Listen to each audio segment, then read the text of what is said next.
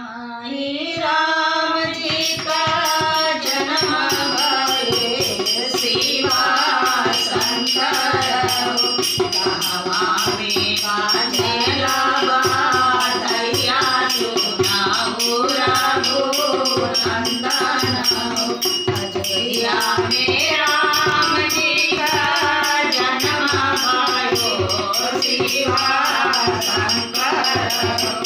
गोकुला में बाजेला बाधैया सुनाऊ रघुनंदन गाई के गोबर अंगनारी पायो शिवा शंकर गजमोती चौका पुरायो सुनाऊ रघुनंदन सोने का कलश अंगना धरायो शिवा शंकर का जो राजा लायो सुनाऊ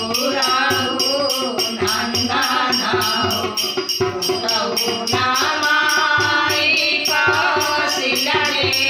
हो शिवा शंकर सुमऊ दुलारुआ का माता सुनाऊ रघुनंदन माई सुमित्रा देवी हो शिवा शंकर